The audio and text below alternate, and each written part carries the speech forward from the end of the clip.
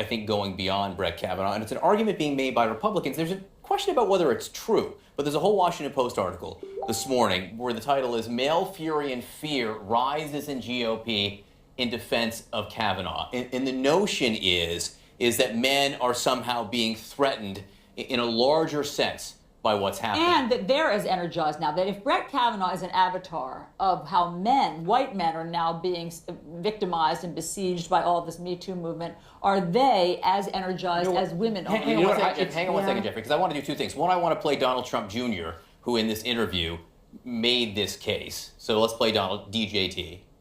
Who are you scared most for, your sons or your daughters? I mean, right now, I'd say my sons. But when the other side weaponizes it against men and says, 40 years later, we can bring it up, and you did something in high school that no one remembers, but it should disqualify you from ever doing anything again, it really diminishes the real claims. So that's text as subtext right there. You know what? Every night, I cry myself to sleep over the fate of white men in America. White men have no power. White men, I mean, it's such garbage. I mean, it is so ridiculous. You're not listening to right-wing media where this is a talking point that has gone on like wild. I understand that. And you know what? If you sexually assault someone in high school, your life should be ruined.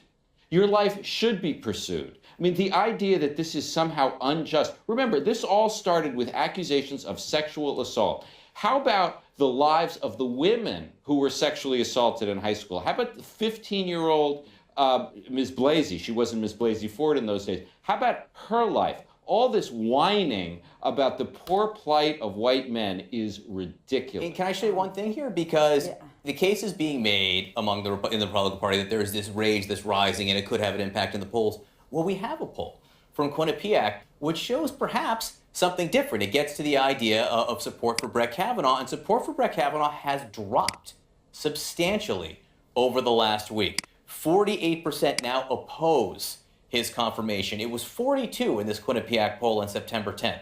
You can see the opposition growing, and we don't have the poll out here, but the male numbers actually haven't changed.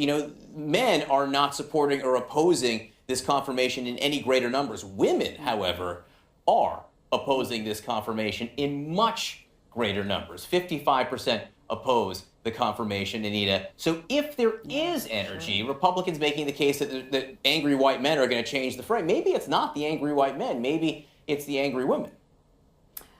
Well, I think, listen, women have a voice in this country, and they need to, and they do exercise it. We see this too in record numbers of women that are running for office this time. That's a good thing. I think women bring great sensitivity and clarity to a lot of big issues in our country. And I think, with the clip that you showed from Don Jr., maybe not the best messenger for this issue of fair. What I take from that really is an issue of fairness for both men and women to be treated appropriately, fairly, and for all their voices to be heard. Maybe he's not the best messenger for it, but as a mother of a son and a daughter, I worry about both of them. So. Me too. I think we can all agree that Don Jr. is, if you're in the war room for Brett Kavanaugh and you saw that, you cringed and you said, that's a setback for us. Absolutely. And I think we can all agree with Anita that if there's a silver lining, this is a teachable moment for our sons and daughters. But the teaching has to be done by the men at this point. Women have made their point, and Jeffrey made an important point yesterday. You mean the learning has to be done by the men? Women keep coming forward, and the train keeps running them over. Well, and men have to take the lead on teaching our sons what's right, and it's because otherwise, if the white male who Jeffrey's crying himself to sleep every night sits back and says, this doesn't impact me, then women's voices will not make change. Men have to make the change.